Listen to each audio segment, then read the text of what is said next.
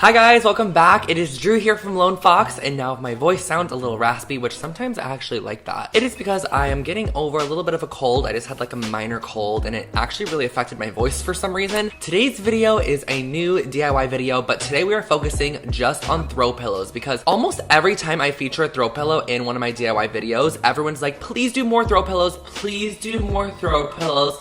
And I personally cannot even complain about that because I am like a throw pillow addict. Like I love changing them up. I think it's such an easy way to like just freshen up a room, spice up a room, give it a little bit more decor, or even add like little bits of color here and there to your room. And so today this video is packed with throw pillow DIYs. And the great thing is that they're all no-sew, they're all super simple, but they're also really, really expensive and nice looking. They look like they could be purchased at like an Anthropologie or an Urban or just something very trendy, upscale. We're making them for a nice affordable price point, which we all love here on the channel. But before jumping in, I am so excited because today's video is actually in partnership with Skillshare, which I have seen so many people talk about Skillshare before, and it's always been a platform I've wanted to try, and I've finally tried it and I'm obsessed with it, which is why I wanted to share it with you guys. Skillshare is an online learning community with over 25,000 classes in design, business, and so much more. I actually was scrolling through there for the past couple of days and just taking some of the classes. They have things on how to take better photos, how to take Instagram photos, how to edit on Premiere, how to edit on Final Cut. There's so many classes on this website that just teach you how to be a better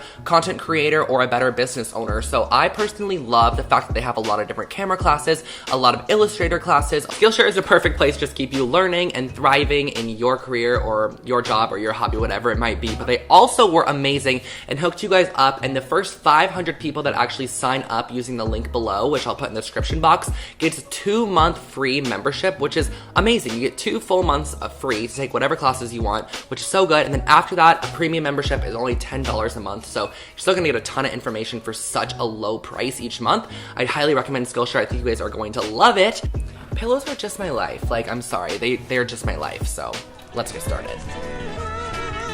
So to start off the first pillow, we are using some gray felt, and I got this at the fabric store, super inexpensive, like $4 for a half yard, which is what I use.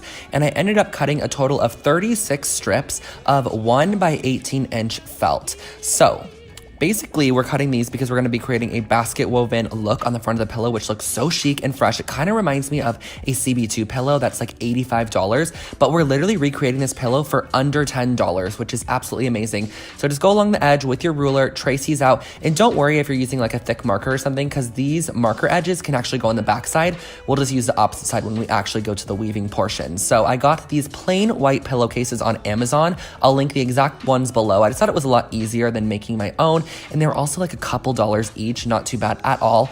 And I went across the whole side on, this is like the starting edge, and I laid down my 1-inch strips all the way down the whole starting edge. Let that dry for a little bit, and then we can start the basket weaving process. So basically, basket weaving is super easy. All you do is lift up every other strand, insert a new piece, which is just one of our strips that we pre-cut, and then you flip them the opposite way. So then I went in with my opposite strands, flipped up every other one, and then laid down again another strip just to fill in the gap. And this is just a repetitive process all the way down. It's super simple, honestly, you guys. Just make sure everything's really tight and nice and neat, and you are good to go. It's very simple. You just complete the process all the way until you reach the bottom edge of the pillow.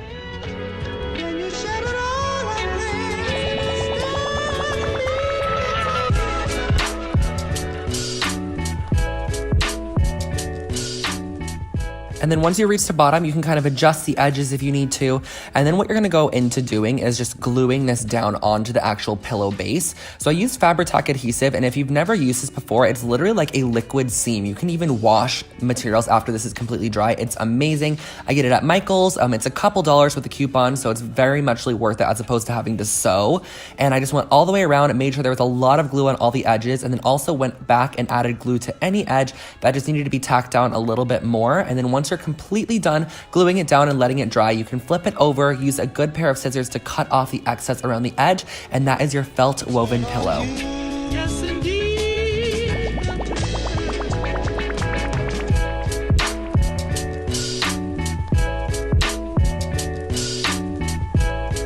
So this next pillow is inspired by anthropology, and I used some assorted laces, some yarn, and then a little bit of rope that I found at the craft store, and again, just one of my simple white pillowcases from Amazon.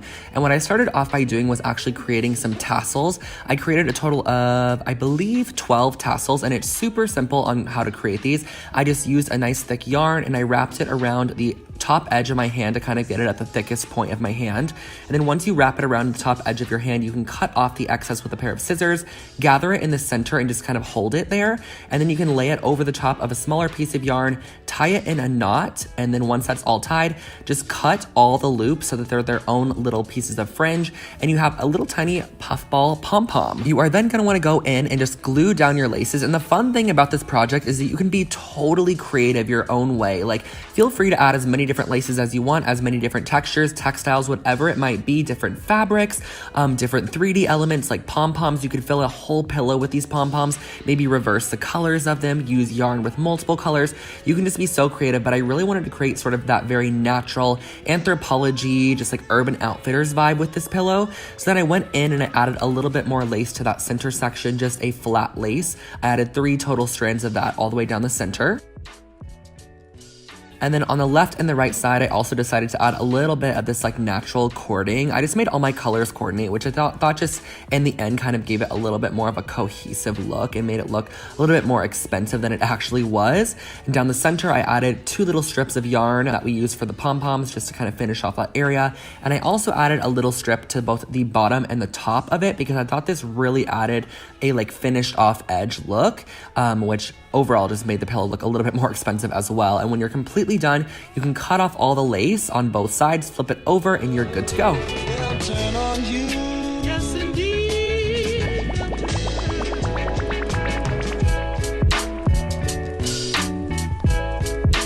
Okay, so I had to make this pillow in this video because you guys always ask me about where my high pillow is from in my bedroom, and it's actually a Target pillow that's been recently discontinued, so I thought I would recreate it today, but put a little bit of a spin on it. So I'm starting off with 2 pieces of 8.5 by 11 paper, and I'm using a pencil just to create the letter H on one paper and the letter I on the other paper because I want them to be very, very large. I just did this so I saved ink, but if you want to, you can go to your printer and print out a large letter H and a large letter I as a template, but I just felt comfortable with drawing each of them out. So that's what I did on the piece of paper, and this is just going to be a nice little template for when we actually use our felt. So I have my felt here, and what I'm doing is I'm using my fabric scissors to cut around the letter H template, but I do actually suggest maybe pinning down the actual template to the felt. So I just used a couple of sewing needles that I had just to pin it down and hold it in place so it wasn't moving because I felt that the felt was moving way too much and creating a little bit of a wonky shape, which is not what we wanted. We want a nice clean letter H. So I'm cutting out the interior as well, and then I'm gonna move over to the letter I and cut out the letter I as well. You're gonna need the little dot on the top and the bottom portion. And then once you have those completely done, we're using a plain white pillowcase again, and I'm just using a tiny bit of glue on this just to sort of lock it in place for when we actually go to sew it down. And yes, we are hand sewing this down, but don't worry, it took me about 15 minutes for both the letters. Super easy and simple. I'm just using a sharp sewing needle and some embroidery floss, and I'm just going in and out very randomly and very sporadically just to create that handmade element. This really adds a nice quirky touch to the pillow, I think, as opposed to just leaving it like the letter high. This definitely gives it that handmade vibe and looks like something that was handcrafted for your bedroom, which I think looks really nice and very urban or anthro inspired for sure. So I went around all the way on the letter H, and I went around the letter I as well to finish off this pillow. And once you're done with the embroidery, that is your finished up pillow.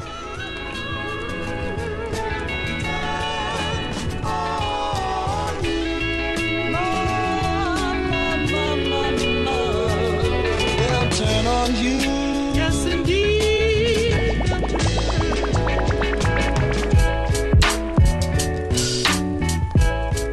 So next up, we're creating a modernized tie-dye pillow, and I absolutely love the outcome of this pillow. I think it's perfect for like any beach house for sure, or just if you like the vibe in general. So what I'm starting off by doing is taking some muslin, cutting it down to like a rough 18 by 18 shape with a little excess, and then I'm grabbing it from the center point and then just kind of pulling all the excess down and using rubber bands just to band off every about an inch or inch and a half section until you reach the very bottom portion of the little piece of muslin fabric. So wherever there's a rubber band, essentially the ink is not going to grab into. So what I'm doing doing is I got this little trash bin that I decided to use as a bucket, and I used hot water with some of my indigo dye I got at the craft store. I only used about a third of it, so you have a lot more for the project as well.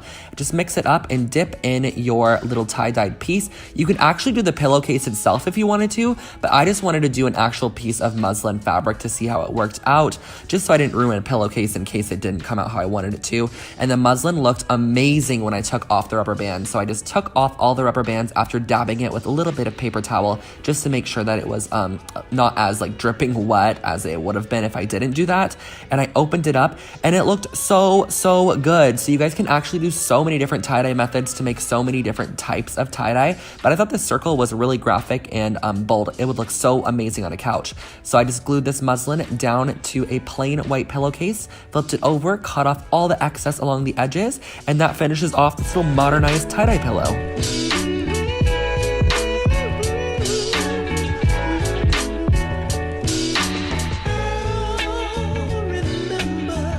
And for the last pillow, we are starting off with a little bit of bleach in a bowl, and I'm actually using like an old dish scrubber that we're gonna throw away to apply the bleach. I just cleaned it really well because I figured I might as well just repurpose it prior to tossing it in the trash. So I'm applying a good layer of bleach across this whole fabric because I really wanna lighten the color of this denim.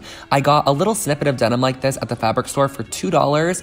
Now, I thought that I would have enough for the full pillow. You'll see in a minute what I'm talking about, but I didn't have enough. So if you are gonna do this, I highly suggest getting like a half yard or something, but just let this denim lighten as long as possible because you're gonna want it to get to a good, nice light shade, because that original denim shade is not my favorite, but if it is, then feel free to do it. I'm cutting out a little hexagon shape by folding a piece of paper in half and then creating half of a hexagon on the piece of paper and then cutting it out to when you open it, it's going to be sort of this oblong hexagon shape. And I didn't have any rhyme or reason to creating the shape. I just thought that it looked nice and I liked the size of it. So then what I did was flip my denim fabric over and I traced this shape and used it as a template to go across the entire backside of the denim fabric and to sort of puzzle piece this in wherever it fit, because these are going to be new little sort of like quilting squares that we're going to be using on the front of our pillow to just kind of create a more bold graphic print. So you're going to cut all of these out across your entire piece of fabric.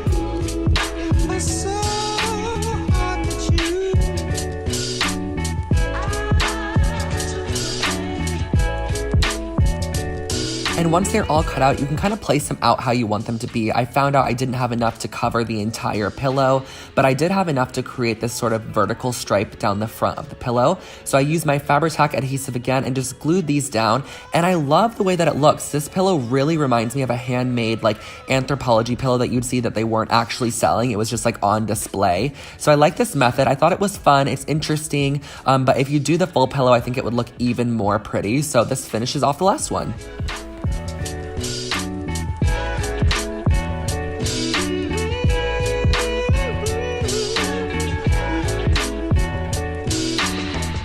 Weren't those pillows so good? I'm actually so excited to start styling them in my bedroom and my living room. I'm doing a living room transformation right now for the channel, and some of these pillows are gonna look so incredibly amazing in the living room. I'm so pleased with how they turn out, and let me know in the comment section below which one was your favorite. I'd love to know, and that was my video for today. I hope that you guys really did enjoy it. Don't forget to subscribe to Lone Fox for brand new home decor and DIY content every single week, and if you would like your daily dose of DIY, feel free to follow Lone Fox Home on Instagram, and if you want your daily dose of Drew, me, follow my personal Instagram. It's I'm Drew Scott, where I share like my outfits and all that fun stuff. But without further ado, and that's really all for today's video. I hope that you really enjoyed it. It gave you some insight. Maybe you want to sign up for Skillshare. I think it's a great platform to do so, and I will catch you all in the next one. Bye, guys.